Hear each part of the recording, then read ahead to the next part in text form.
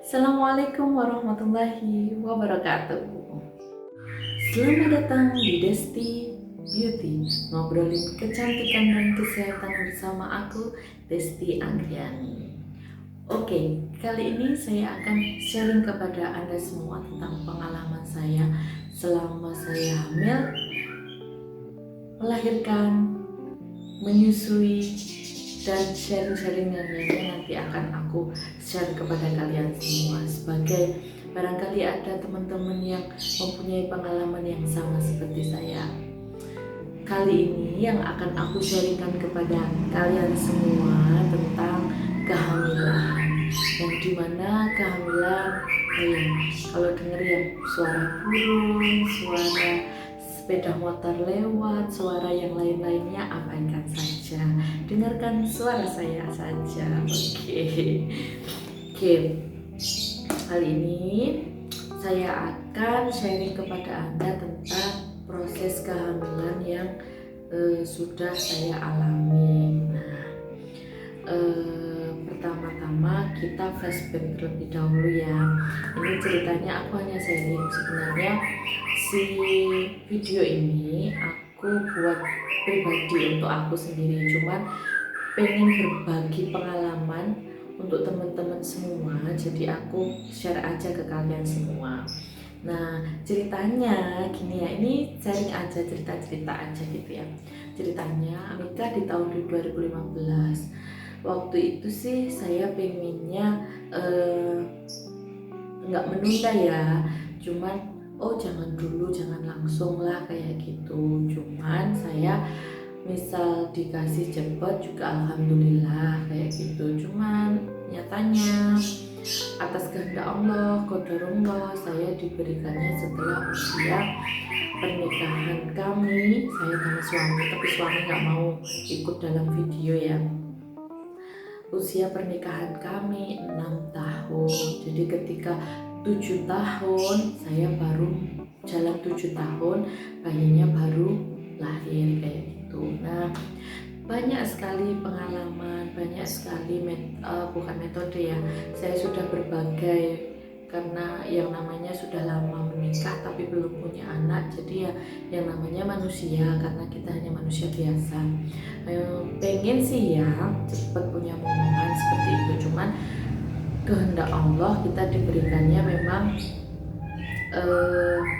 bukan lambat, tapi di saat yang tepat, saya bilangnya seperti itu. 2 tahun setelah menikah saya belum ada tanda-tanda untuk hamil, saya periksa ke dokter. Nah, pengalaman periksa pertama kali ke dokter itu pengennya sih saya program ya, tapi sama dokternya itu malah dibilang kayak gini, dari usia saya itu sudah menginjak 28 waktu itu, waktu saya periksa pertama kali itu mau jalan 28, itu malah dikiranya gini, masih kecil sudah nikah kayak gitu. Wah, seketika itu besoknya disuruh kembali lagi, saya nggak kembali karena saya yang namanya manusia ya, dibilang kayak gitu ya sakit hati sih iya, cuman kita pengennya program tapi malah dikatain seperti itu. Akhirnya saya nggak lanjut ke dokter si A itu.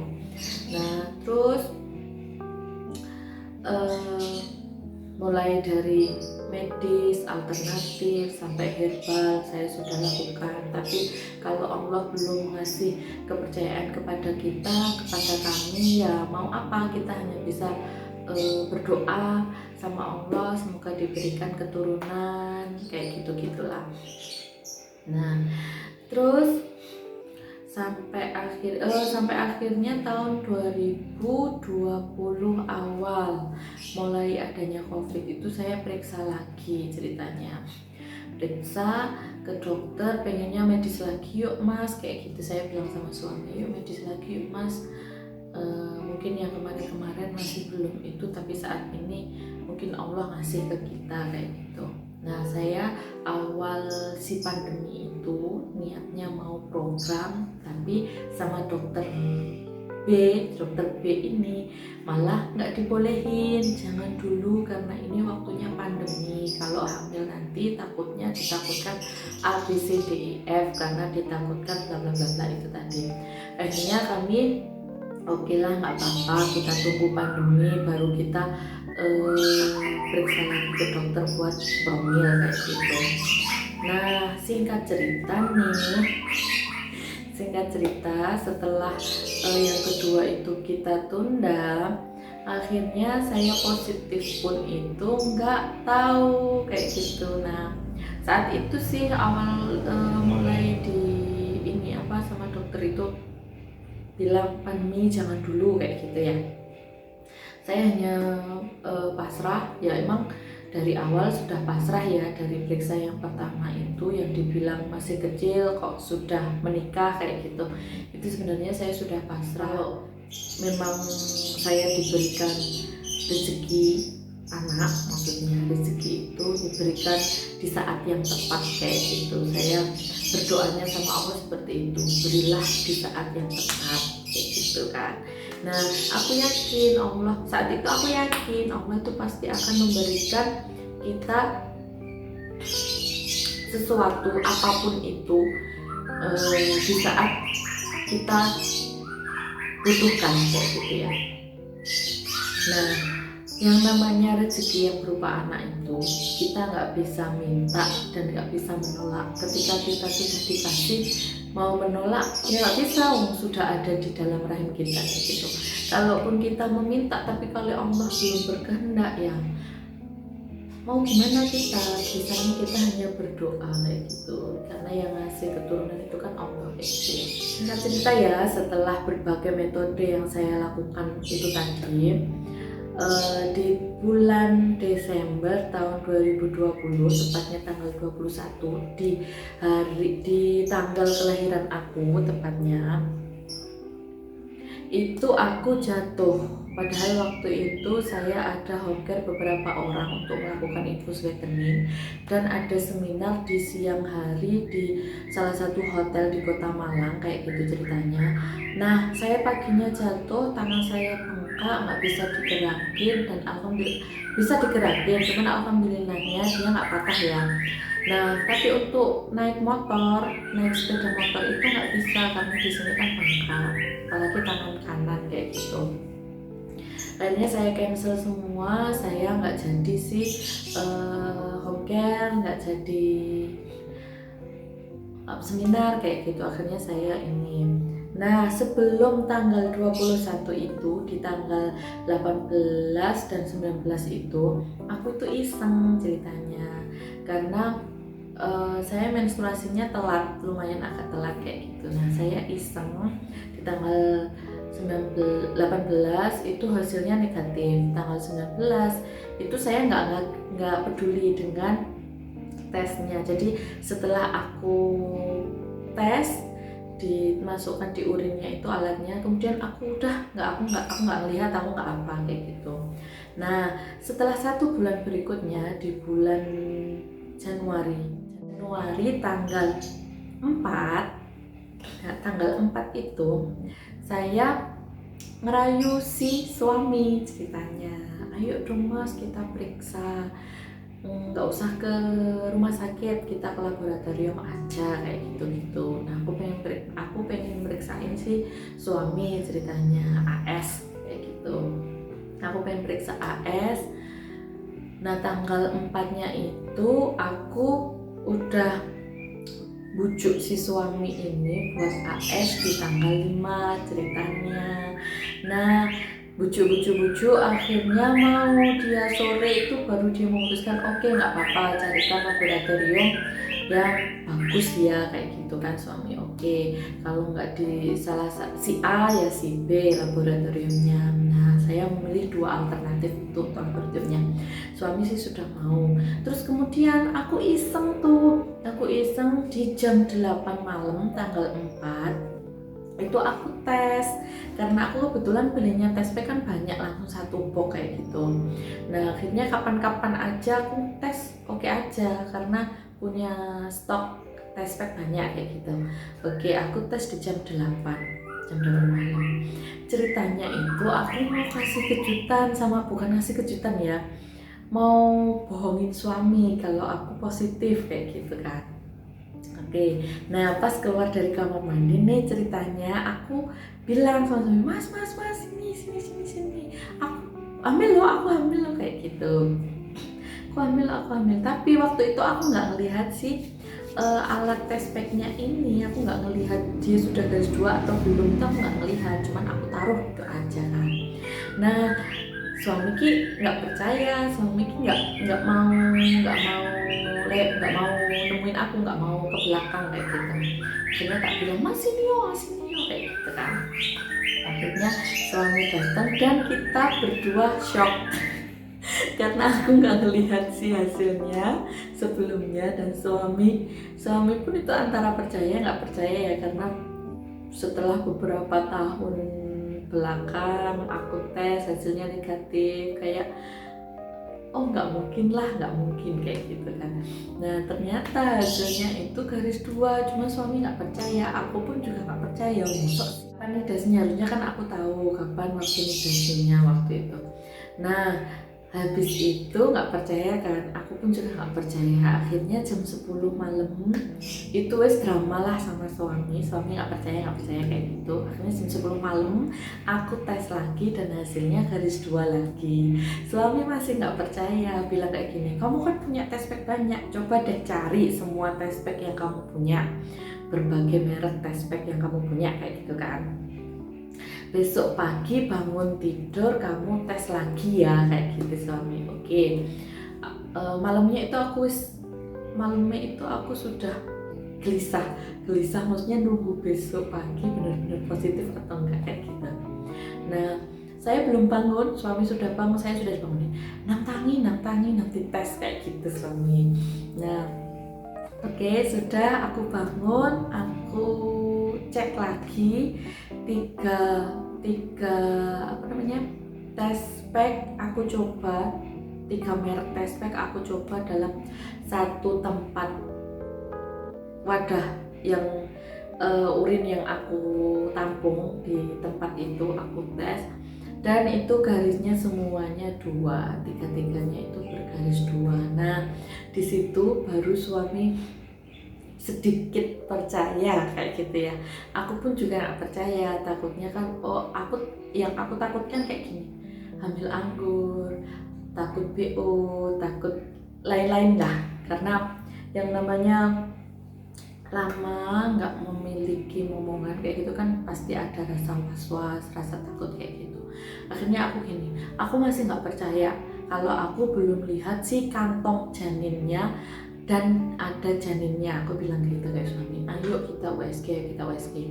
Nah USG itu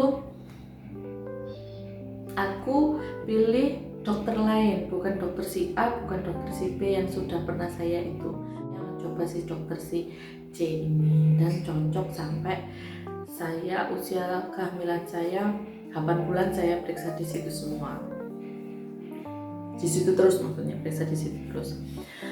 Nah oke, singkat cerita itu sudah positif hamil, dan akhirnya iya aku positif hamil. Awalnya aku nggak ngerasain yang namanya mual, muntah dan lain sebagainya. Setelah periksa, dokter itu bilang kayak gini, nggak mual atau muntah mbak? Ya saya bilang enggak ya, karena saya nggak merasakan itu.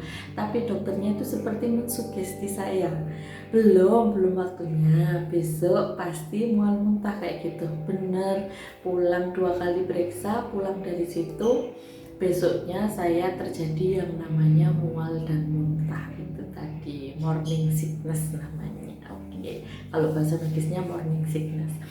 Oke, nah singkat cerita, setelah usia kehamilan itu saya tahu, saya tahu si hamilnya itu setelah hamil 7 minggu, berarti 2 bulan, jalan 2 bulan saya baru tahu kalau itu saya positif hamil. Karena waktu itu saya jatuh dan saya nggak kemana-mana, di rumah terus nunggu si tangan ini sembuh. Nah ketika sudah sembuh, saya mau aktivitas seperti biasa, saya tes positif, dan akhirnya sama suami udah nggak dibolehin kemana-mana. karena berbagai pertimbangan ya akhirnya saya nggak boleh kemana-mana, cukup di rumah saja kayak gitu. Boleh kalau keluarnya sama suami, kalau sendiri saya tidak diizinkan waktu itu selama. Oh iya, itu tadi saya belum cerita. Pertama kali saya USG di dokter si ini yang saya pilih ini, itu bahagia campur terharu campur apa ya, karena kita udah lama nggak dikasih momongan, terus kemudian dapat positif garis 2 kayak gitu, pejuang garis 2 banget ya, dapat positif garis 2, terus kemudian USG, dan di situ saya ada kantongnya. Oke, alhamdulillah ya Allah, terima kasih Tuhan, terima kasih atas semua yang Engkau berikan, akhirnya Engkau menjawab doa kami kayak gitu gitulah. Akhirnya saya terharu, sedihnya tuh nangis, pengen nangis tapi nangisnya tuh seneng, cuman waktu itu kan kita di tempat umum ya, jadi gak berani, bukan gak berani, lebih tepatnya kita malu kalau mau nangis di tempat umum kayak gitu. Oke, akhirnya tahu si itu ada kantongnya, cuman masih janinnya belum kelihatan. Akhirnya si dokter ini nyuruh kembali selama 2 minggu. Oke, dikasih waktu 2 minggu untuk kembali lagi kayak gitu. Nah, saya kembali setelah 2 minggu itu, saya kembali lagi dan akhirnya di USG lewat perut, nggak begitu kelihatan, dokternya sudah sedikit panik, cuman nggak begitu kelihatan ya kalau dokter panik kayak gitu, cuma saya tahu sih kok nggak ada kayak gitu kan. Akhirnya saya di transvagina, akhirnya alhamdulillah ada janinnya di dalam kantong janin itu tadi. Nah, kecil waktu itu, kecil hanya berapa senti kayak gitu, tapi terima kasih ya Allah, saya cuman hanya bilang bersyukur dan terima kasih kepada Allah. Akhirnya Allah menjawab doa-doa kami di waktu yang tepat. Saya bilangnya waktu yang tepat karena mungkin kemarin-kemarin saya masih belum dikasih kepercayaan untuk memiliki baby karena belum tepat untuk kami berdua, saya dan suami. Tapi di saat ini sudah tepat, waktu yang tepat, akhirnya Allah memberikan rezeki itu kepada kami. Setelah hamil 3 bulan ini saya kena herpes. Nah, yang namanya herpes, campak, cacar itu kan diusahakan jangan sampai terkena sama ibu hamil, yang ditakutkan nanti terjadi sesuatu di perkembangan janinnya. Panik dong saya dan suami. Nah, saya kira cuma gatal-gatal biasa ya, karena awalnya gatal. Oke, saya minum obat gatal yang aman untuk ibu hamil. Saya kasih salep yang aman untuk ibu hamil kayak gitu. Kok nggak sembuh? Oh, akhirnya kok keluar air ya, namanya herpes itu. Iya, herpes. Yang namanya herpes kan ada airnya dan ada bintik hitam di tengahnya. Oke, speak ini herpes, saya bilang gitu. Akhirnya cepet-cepet dong saya pergi ke dokter. Nah, waktu itu saya perginya ke dokter umum, cuman saya nggak yakin ya sama dokternya ini, karena yang pertama dia masih muda, terus nggak tahu pengalaman di luar sana, saya nggak paham. Saya baru ketemu dokter itu baru sekali ceritanya. Nah, disuruh minum yang namanya oxyclovir. Waktu itu 400 mg itu 5 kali dalam sehari, sekali minum 2 ya, sesuai dengan dosisnya herpes ya, sesuai dengan dosisnya herpes itu tadi. Minum itu sama dikasih paracetamol, sudah itu suruh menghabiskan, jadi selama 5 hari saya habis 50 tablet obat ceritanya. Nah, di situ saya gini, nggak langsung saya minum waktu itu, karena saya periksanya itu siang, harusnya siang itu langsung minum, tapi saya nggak minum. Saya tanya dulu ke ibu, saya bilangnya ibu, ini tempat kerja saya waktu saya masih di Solo. Saya tanya sama ibu, Bu, konsultasilah intinya sama ibu, Bu, saya kena herpes kayak gini, saya dikasih resep seperti ini, boleh nggak saya minum, posisi saya hamil seperti ini. Oke, sama ibu ditanyain sama dokter SPOG yang di tempat saya kerja dulu ceritanya. Nah ditanyain lah, oke dikasih ini bener itu mbak, gitu bla bla bla bla bla kayak gitu. Ditambah sama si obat virus waktu itu, sudah minum obat itu selama 5 kali, ditambah lagi obat virusnya.